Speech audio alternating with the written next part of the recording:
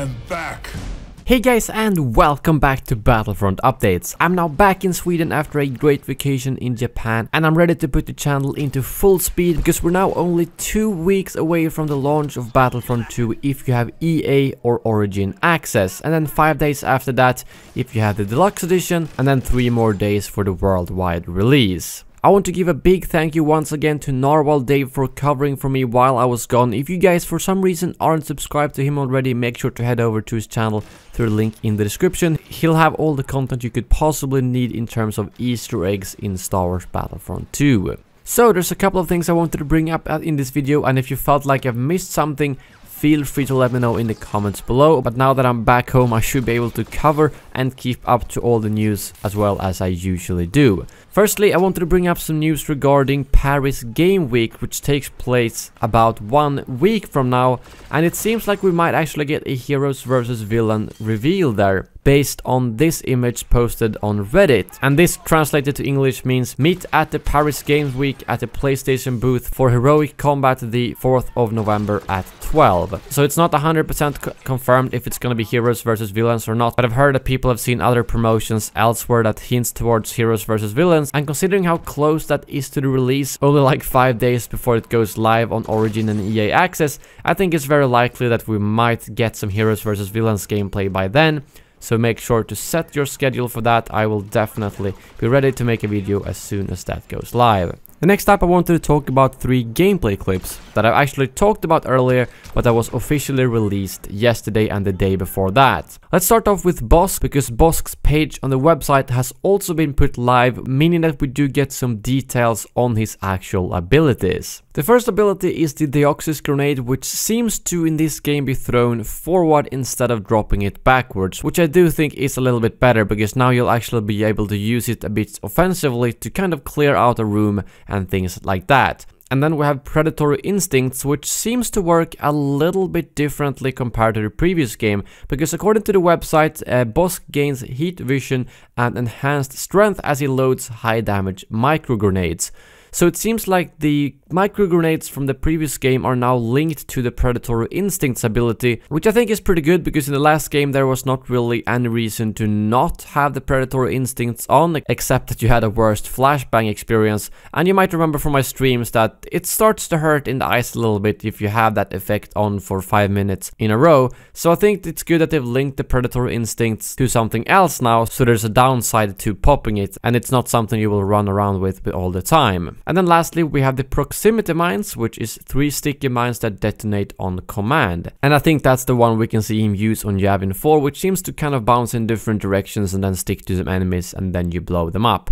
I do prefer automated abilities for things like that. I feel like it's kind of awkward when you have to detonate them on command as well, but if they do actually stick to surfaces as well, it might come in handy, because imagine if you run into a corridor, throw it down, and you might have 2 on the walls and 1 in the ceiling. Well, in that case it could actually be pretty good to have them detonate by command. However, since they are called proximity mines, it makes me think that they might also trigger on proximity. I'm not really sure, but the name and the description are kind of confusing. I also like the new look of the Relby scope, which kind of seems like it's a little bit more snipery, which is always nice to see. And moving on, we have 2 clips of Leia and Lando, but their website pages aren't live yet, so we don't have the full details on the abilities yet, but at least we can take a look at the gameplay.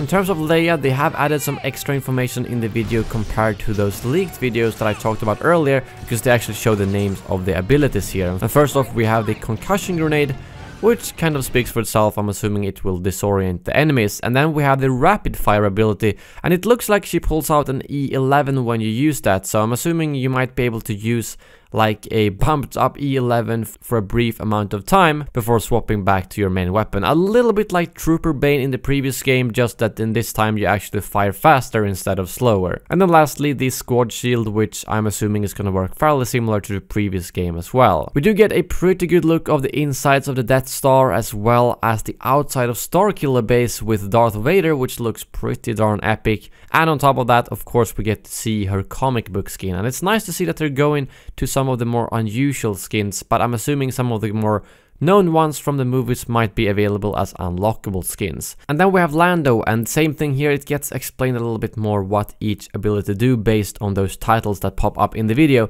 So first of all, we have the smoke grenade, which I usually find to be a quite unnecessary ability in most games, but he has the heat vision scope same as in the previous game, which means that it might actually be useful to use it in a corridor and then shoot people through the smoke when they can't see you at all. And then we have the disabler, which seems to be basically like the shock grenade, and then after that we have the sharp shot ability, which looks very similar to Greedo's lock-on ability in the previous game, where he kind of locks onto multiple enemies and then boom boom boom fires on all of them. And I'm not sure if that's how sharp shot works, because there's no UI on the gameplay, so it's a little bit hard to tell, but if that's the case, I think it might actually be pretty good, because Greedo's was not too good because it took too long time to lock on, but if you combine this with the disabler, it sounds like it will be a perfect combination to get some really sick multi-kills, just like we can see in this clip. And hopefully the lock on is fairly quick, so that you won't just stand there and get shot like 10 times, like it kind of felt like you did with Greedo in the previous game.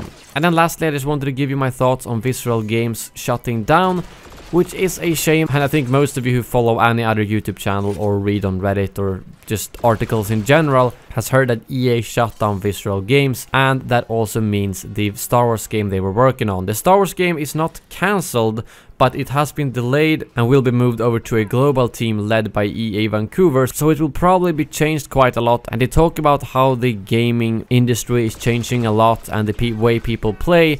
And what a lot of people got from this is obviously that single-player games aren't as profitable, and they want to have something that is able to have like a live service, a bit like Battlefront 2 is gonna have, so that they can obviously make more money from it. And that's the sad truth about the current state, that single-player games are unfortunately not that profitable, which means that a lot less AAA studios do them. And there's been a lot of discussion about this the last week or so after this announcement, and people from different companies and different parts of the industry have spoken out about how single-player games unfortunately won't be as common in the future, because of the simple fact that multiplayer games dominate and you can monetize them a lot better. And it's a shame for those of us who really enjoy single-player games, but it's also understandable from a business standpoint, so I'm just hoping that they can figure something out where we still get a really good single player experience that doesn't require any microtransactions, but maybe you can get some skins for it, or I don't know. I'm not sure how you can make a live service for a single player game that doesn't just feel like it's tacked on. But yeah, it's a shame that it was shut down, and now that it won't be released 2018, that means that we don't really know when the next Star Wars game after Battlefront 2 will be, because there's not really anything announced. There's no Battlefront 3 announced, and Respawn's game is probably still very far out, at least 2019, if not later than that. So unless they have a really secret project that they haven't talked about yet,